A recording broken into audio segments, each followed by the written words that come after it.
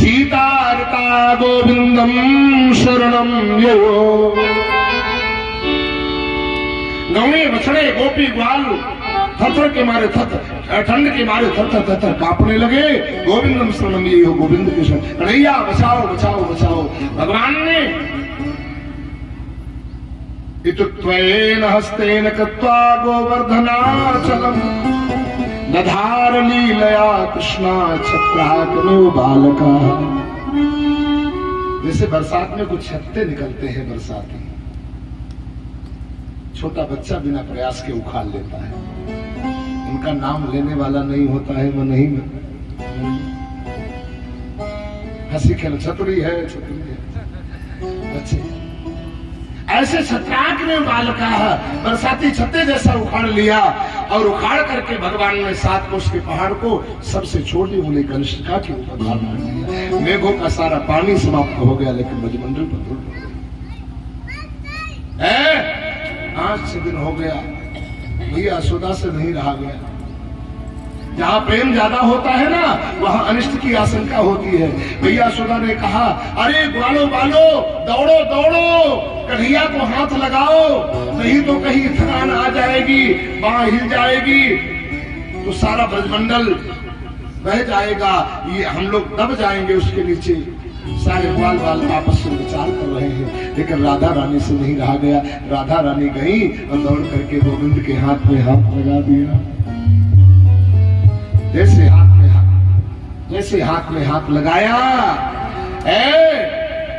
गोविंद मुस्कुराने लगे। जैसे ही गोविंद को हंसी आई, मुस्कुराहट आई, बाह डग हिलने लगी, और जो बाह हिलने लगी तो सारा ब्रजमंडल हिलने लगा। डग डग।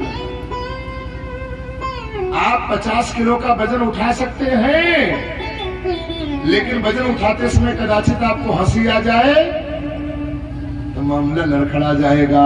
हंसने से बल कम हो जाता है, हंसने से बल कम हो जाता है। इसीलिए साधु को बहुत ज्यादा सांसारिक हंसी मजाक से दूर रहना चाहिए। भगवान की ऐसी कथाएं हैं, भगवान के ऐसे सत्संग की बातें हैं, उसमें से हंसने से फुर्सत नहीं है। आपका हंस में खिलखिलाते ही रहो, हंसते ही रहो। आनंद दुनिया की बातों में कहां हंसी है, उसमें तो रोना ही रोना है।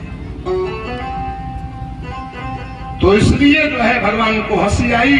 सीतामा ने दौड़ करके राधा रानी का हाथ पकड़ा। राधा, क्या सभी को मारना चाहती हो क्या? आखिर में राधा रानी ही क्यों गई? भागवत जी में वैसे राधा रानी का नाम नहीं आया है, अन्य पुराणों में मिलता है।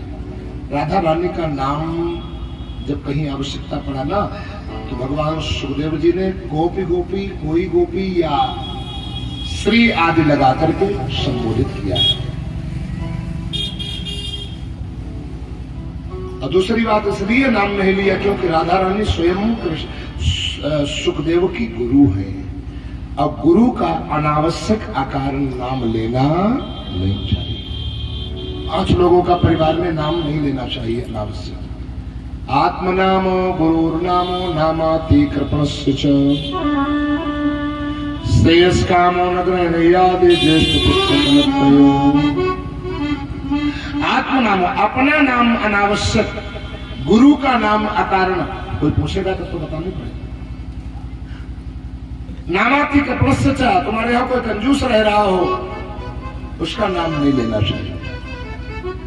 श्रेयस कामों ग्रहणी आदि, कल्याण चाहने वाले पति को पत्नी का नाम, पत्नी को पति का नाम नहीं लेना चाहिए, और बड़े बेटे का नाम नहीं लेना चाहिए। राशि वाला कोई दूसरा तो प्यार का, दुलार का नाम रख लेना चाहिए।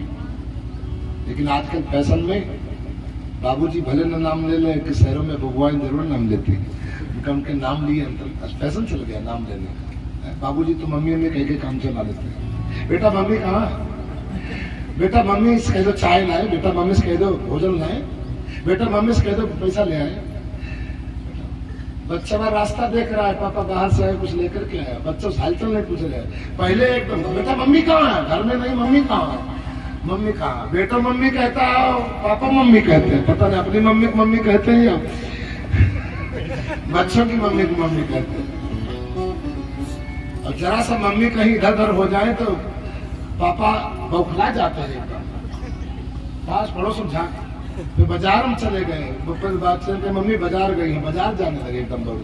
आलू वाले तुम मम्मी को देखा, टमाटर मम्मी को देखा और रोने लगते, हे खगमृग हे मधुकर श्रेणी तुम देखी श्रीताम। अच्छा, ये संबंध ही ऐसा होता है, पति पत्नी का संबंध जिसका कोई दूसरा विकल्प नहीं, ऐसा दिव्य संबंध होता है। ये एक अंग होता है, और अंग न रहे तो आदमी विकलांग हो जाता है। एक शक्ति होती है, स्त्री एक शक्ति, नारी एक शक्ति होती है। पुरुष शक्तिमान है तो नारी शक्ति है। पुरुष अंग शक्तिहीन हो जाता है, स्त्री शक्तिहीन हो जाती है। तो इसलिए जो है स्त्री का नाम पुरुष को और पुरुष का नाम, राम जी भी जानकी जी कहते थे, नाम नहीं लेते। जानकी भी करुणा निधान कहते थे, सत्य शपथ करुणा निधान। रामदूत मैं मातु जानकी, सत्य शपथ करुणा निधान। इसलिए गुरु नाम नहीं लिया। दूसरी बात, समाधि लग जाती है सुखदेव जी की 24 घंटे। एक बार श्री राधे प्रेम से कह देते तो समाधि लग जाती है। कई लोग ऐसे होते साधक, नाम की साधना करते करते अपने इष्ट का नाम उनके कानों में पड़ जाए तो रोवावली खड़ी हो जाती है। आह, इतना ना, एकदम अचेत अवस्था में पहुंच जाते हैं। चैतन्य महापुरुष जी नाम संकीर्तन करते करते अपने इष्ट का बेहोश हो जाते थे। कभी कभी लोग उठा के उनके ऊपर पंखा करते। राधा बाबा जी महाराज प्रेम से राधा कोई कह देता तो एकदम धड़ाम से गिर जाते थे, अचेत अवस्था में पहुंच जाते थे। इतना लगाव हो गया अंदर से, इतना प्रेम हो गया, उसके बिना रह नहीं पा रहे। लगाव नाम से हो जाता है, इसलिए नाम नहीं लिया क्योंकि भागवत 7 दिन की है, 6 दिन की रह जाएगी, 24 घंटे के लिए कहीं समाधि लग गई, इसलिए। दूसरी बात, राधा रानी का अवतार तो भगवान कृष्ण की शक्ति स्वरूपा अहलादनी शक्ति है। राधा के बिना कृष्ण तो आधा कहे गए हैं। पुराणों में मिलता है कि राधा रानी एक कमल के द्वारा उत्पन्न हुई है, फूल के द्वारा। वृषभान को एक संत ने बता दिया था कि चाहते हो कोई संतान नहीं है तो जाओ यमुना जी में स्नान करने के लिए, आपको कमल मिले उसको कमल लेकर के घर जाना, उससे सुंदर कन्या का जन्म होगा। कमल लेकर के गए, सुबह हुआ कमल खिला, कमल में एक कन्या निकली है, वही नाम राधा रखा, राधा नाम पड़ा है। लेकिन आंखें नहीं खुली। वृषभान गए, महाराज ये तो अंधी है कन्या। बोले अंधी नहीं है, आंखें नहीं खुल रही है। अगर सब कहीं ले जाओ, ये आंखें उसी के सामने खोलेगी जो पूरे जगत का पति होगा, इसका स्वामी होगा। सब जगह लेकर के गए, आंखें नहीं खुली। लेकिन जब नंद यशोदा के दरवाजे पर लेकर के आए और यशोदा नंदन कृष्ण जैसे ही सामने राधा जी के पड़े, पहले अपने आप प्रेम से जय श्री कृष्ण कह करके राधा रानी ने आंखें खोली। कृष्ण भगवान भी राधा कहकर के आंखों में आंसू भर गए। ऐसा क्यों? राधा ही सीता और कृष्ण ही राम। त्रेता में राम ने भूल करके पर स्त्री की तरफ कभी दृष्टि नहीं डाली। राधा रानी ने कहा मैं भी द्वापर में अपने पति पर ही सबसे पहले दृष्टि डालूंगी, अलावा किसी की तरफ दृष्टि नहीं डालूंगी। इसलिए कई लोग तो राधा से ईर्षा भी करते, कई गोपियां ईर्षा से भी करती, भगवान से शिकायत भी करती। कभी राधा के बिना तो कृष्ण आधा। एक बार की बड़ी विचित्र कथा है। ईर्षा बस गोपियों ने शिकायत कर दी भगवान से कि तेरी बेटी अकेले में मिलती, कृष्ण के पास जाती, खेलती है, एक दूसरे के बिना रह नहीं पाते। शाम के समय जब राधा रानी आई तो रुस्मान को उदास देखा। पुत्री ने पूछा, क्या बात है पिताजी, इतना दुखी क्यों लग रहे हो? बोले, बिटिया, कोई भी ऐसी बेटी को नहीं करना चाहिए जिससे माता पिता का नाम कलंकित हो, दुखी होना पड़े। बताइए क्या बात है? रुस्मान ने कहा कि ऐसा ऐसा गोपियां कह रही हैं। राधा रानी ने कहा, कोई बात नहीं, नहीं मिलूंगी। यद्यपि शुद्धम लोक विरुद्धम, समाज तो भैया समाज है, भगवान की नजरों से भले बच जाओ, लेकिन समाज की दृष्टि से बचना बड़ा मुश्किल पड़ जाता है। समाज आपको भगवान बनाकर के सिंहासन पर बैठा देगा, वही समाज आपने अपने कुकृत्य को नहीं छोड़ा तो आपको फुटपाथ के लायक भी नहीं छोड़ेगा, एकदम मिट्टी में मिला देगा। इसीलिए जनता के साथ में कभी धोखा नहीं करना चाहिए, किसी के साथ में कभी धोखा नहीं। जनता जनार्दन का रूप होता है। समाज तो सीधा साधा, जनता बेचारी सीधी सादी होती है, भोली भाली होती है। देखो ना,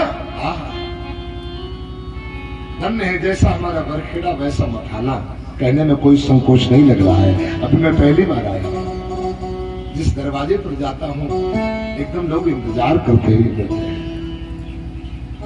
जिसको इशारा कर देता हूं वही एकदम पीछे चल पड़ता है। साथ में सैकड़ों लोग साथ में होते हैं यात्रा में। बैर न कर को काहू से, राम राज्य क्या है? यही राम राज्य है। सब एक घाट, एक साथ, समबद्धम समगच्छध्वम, सारे लोग एक पंडाल के नीचे बैठे हुए हैं, सारे लोग एक साथ में चल रहे हैं। हमारे भैया सिकोटेदार जी, आज तो सबके सामने आग्रह किया महाराज जी से प्रार्थना करो कि एक कार्यक्रम सार्वजनिक रूप से, सुरेश भैया से कहा महाराज जी से कहलवाओ, तो हमारी हिम्मत नहीं पड़ा। हमने कहा तुम हमारे हृदय हो, क्यों ऐसा बोल रहे हो? एक कार्यक्रम सार्वजनिक रूप से, जैसे बरखेड़ा में हर व्यक्ति, हर जाति वर्ण का हर प्राणी साल में एक बार गंगा घाट पर एक साथ में कलश भरता है, एक साथ में गंगा स्नान करता है। 20 ट्रैक्टर ट्राली, 50 मोटरसाइकिलें, 20 कारें, सारे लोग एक साथ में घाट में गोता लगाते हैं और एक पांडा एक छत्र के नीचे बैठ करके 7 दिन तक गोता लगाते हैं और एक पट्टी पर बैठ करके भंडारा पाते हैं प्रसाद। ऐसा ही हमारे मथाने में भी होना चाहिए। हमने कहा जल्दी होगा, अभी आपने भावना बनाई है। और सोनू भैया कह रहे थे महाराज जी बीज मैंने इसीलिए बोया है, हमारा उद्देश्य ही यही एक था, क्योंकि आपको यूट्यूब पे इधर उधर देखते थे, फेसबुक माध्यम से, तो मैं चाहता था कि हमारा मथाना में भी ऐसा हो कभी, इसीलिए आज सुरेश जी हमारे, शुक्ला जी हमारे, कौशल शुक्ला, ये लोग तो कई बार प्रयास कर चुके हैं, एक बार मीटिंग भी हुई शुक्ला आदि, लेकिन मीटिंग नहीं हो पाई, चर्चाएं चली, लेकिन मैंने इसको बहुत हल्के में ले लिया। हमने कहा असंभव था, असंभव था, लेकिन अब इस बार मुझे भरोसा हो गया। हमारे क्षत्रिय कुलभूषण सम्माननीय श्री चौहान साहब, धीरेन्द्र सिंह गठूर साहब, दिव्य विशाल स्वागत किया आज अपने भवन में बुला करके सभी का, और इन्होंने अपना संकल्प विचार रखा। कई दिनों से आज अंदर भी जाकर के वार्ता भी की, दे भी गए। भगवान की कृपा रही बिहारी जी की, तो इनके यहाँ 1 जून से 7 जून तक विशाल भागवती कथा का आयोजन शुरू हुआ है। 1 जून से 7 जून तक जो अंदर हॉल है इनका, उसमें विशाल पंडाल और आयोजन, भगवान की कृपा रही तो वृंदावन बिहारी लाल, सार्वजनिक रूप से उसका भी डेट फाइनल होगा। हमने कल का समय दिया है, हमने कहा कल जो प्रभाती फेरी यात्रा निकलती है, प्रभात फेरी यात्रा करने के बाद में सारे लोग भी होंगे और सब लोग एक साथ में होंगे, सबके सामने प्रस्ताव रख देना और सबकी सहमति दर्ज कर लेना रजिस्टर में और भगवान की कृपा। लेकिन अभी नहीं, सर्दियों साइड में बरखेड़ा वाले यज्ञ के आगे पीछे उधर ही। इधर तो उनके आग्रह पर वैसे भी एक गांव में मैं 6 महीना के अंदर समय नहीं देता हूं और सब अभी नहीं देता, इतनी व्यस्तता भी रहती है भगवान की कृपा से। इनके यहाँ का समय ही बड़ी मुश्किल से निकल पाया है, इधर उधर करके। वृंदावन बिहारी लाल की जय हो। मैं निवेदन कर रहा था, राजा रानी कहा ठीक है कोई बात नहीं। एक दिन की बात है, रात के समय कृष्ण गए, बोले क्या बात है, राधे मिलने भी नहीं आते।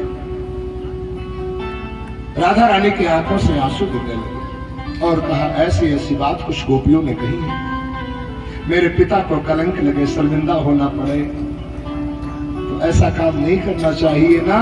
भगवान ने कहा ठीक है, मन में बात रख लिया, जिन गोपियों ने तुमको अकेले में कलंकित किया है उनको सभा में कलंकित न कर दूं तो मेरा नाम नहीं।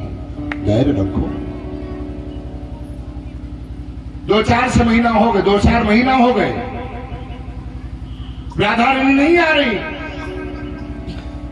अब राधा कृष्ण के वियोग में, विरह में शरीर जर्जर जैसा हो गया, चारपाई में कमजोर हो गई। कृष्ण तो प्राण है, कृष्ण प्रीतम है, और प्राण निकल जाए शरीर पड़ा रहे तो उसकी महिमा क्या है, महत्व क्या है। बहुत समय हो गया, भगवान कृष्ण ने एक लीला करी। भगवान कृष्ण ने एकदम बड़ी जोर से श्वास ली और फिर श्वास लेना बंद, 2 बार हिचकी जैसी आई। यशोदा दौड़ी, हाय हाय लाला को कहाँ भे हो। नंद बाबा दौड़े, गोपियां दौड़ी, मेरे प्रीतम को क्या हुआ, मेरे स्वामी को क्या हुआ, मेरे कृष्ण को क्या हुआ। अचेत अवस्था में पड़े हुए हैं गोविंद, और दूसरी तरफ वैद्य बन करके गोविंद आ गए। आवाज लगाई, भैया क्या बात है, इतना परेशान क्यों ना हो रही हो। अरे वृद्धावस्था में लाला भयो, न मालूम किसकी नजर लग गई, क्या हुआ देखो। वैद्य ने कहा चिंता मत करो, सही हो जाए। कोई तुम्हारे यहाँ पतिव्रता गोपी हो, उससे 1 मंडल हमारा पानी मंगा दो यमुना जी से, और हम मंत्र आमंत्रित करके छींटा लगा दो, सही हो जाए। यशोदा ने कहा तुम पहली बार आए हो लगता है वैद्य जी ब्रज में। बोले हाँ वो तो है। बोले यहाँ एक नहीं, सारी गोपियां पतिव्रता है, बताओ जिससे मंगवा दो। भगवान ने कहा चाहे जिससे मंगवा दो। अब वैद्य भगवान कमंडल देते, गोपी यमुना जी से कमंडल भर के लाती, और जैसे वैद्य कमंडल ढक्कन खोलते 1 बूंद उसमें पानी नहीं रहती, सोई शर्मिंदा होकर चली जाती। अरे सारी गोपियों को देखा, किसी गोपी ने 1 कमंडल यमुना जी से जल भर भर के ला करके नहीं दे पाई। क्या बात है, ऐसा क्यों। भगवान ने कहा भैया तुम तो कह रहे थे सारी पतिव्रता है, लेकिन हमें यहाँ तो सब ऐसे ही लग रही है। अरे यशोदा जी ने कहा वैद्य जी लाइए, हमें कमंडल लाइए, हम लेकर के आते हैं। भगवान धीरे से मुस्कुराए और बोले वैद्य जी क्या मैया को ही कलंकित करोगे, मैया को तो बचा करके रखो, आखिर में तो मेरी माँ है, माँ कैसी भी हो माँ होती है, माँ का अपमान हम कैसे बर्दाश्त कर सकते हैं। वैद्य जी ने कहा मैया तुम बूढ़ी बाड़ी हो, कहाँ जाओगी, कोई और दूसरी गोपी देख लो। यशोदा ने कहा हाँ एक गोपी है बरसाने में जिसका नाम राधा है, विश्वान की पुत्री, लेकिन बहुत समय से बीमार है, उठ चल नहीं पा सकती। वैद्य जी ने कहा 4 लोगों को ले जाओ, 4 पाई पर लाद करके कमंडल भर दे तो शायद काम हो जाए। 4 ग्वालों को लेकर के गई, विश्वान से शिकायत की। विश्वान ने कहा मैं भी चलूंगा। बोले हाँ। कीर्ति विश्वान दोनों लोग आए, राधा जी को लाद करके ले जाया गया, कमंडल भर के दिया। वैद्य जी को जैसे कमंडल दिया, कमंडल लबालब जल से लबालब भरा हुआ है। वैद्य जी ने श्री राधे कहकर के कृष्ण के ऊपर छींटा लगाया, जल कृष्ण उठ करके बैठे। राधा रानी की आंखों से आंसू धार गिरने लगी। स्वामी ऐसा क्यों। भगवान ने कहा राधे मैंने कहा था जिन गोपियों ने तुमको अकेले में कलंकित किया है, समाज में कलंकित न कर दिया तो मेरा नाम नहीं। थोड़ा भरोसा तो करो, थोड़ा विश्वास तो करो। कोई आपको परेशान कर रहा है, दुखी कर रहा है, आप बदला लेने का प्रयास मत करो, परमात्मा के ऊपर छोड़ दो। देखो उसकी लाठी में ऐसी मार लगेगी, जो आवाज भी नहीं है और वो कहीं का रखेगा भी नहीं, कहने वाला भी किसी से नहीं, मिट्टी में मिला देगा। आप थोड़ा भरोसा करो, विश्वास करें, तुम ही बदला लेने के लिए तैयार हो जाओगे। छोड़ दो उसके ऊपर, सारे उलझे हुए धंधे एकदम सुलझ जाएंगे चुटकी बजाने से। परमात्मा है ना, असंभव को संभव कर सकता है। जब तक तुम अपने कर्ता धर्ता माने रहोगे तब तक तो टेंशन नहीं जाएगी। सौंप भगवान को सौंप दो, प्रभु बाबा। राधा रानी की और महिमा बढ़ गई, सभी लोगों ने जय जयकार किया। आज भी ब्रज में, वृंदावन में जितना राधा रानी का स्मरण किया जाता है उतना कृष्ण का नहीं। राधा रानी सरकार की हो, वृंदावन धामो पार, जपे जा राधे राधे, वृंदावन धामो पार, जपे जा राधे राधे, वृंदावन धामो पार, जपे जा राधे राधे, जपे जा राधे राधे, जपे जा राधे राधे, राधे राधे, रटे जा राधे राधे, राधे अलवेली सरकार, राधे राधे, राधे अलवेली सरकार, राधे राधे।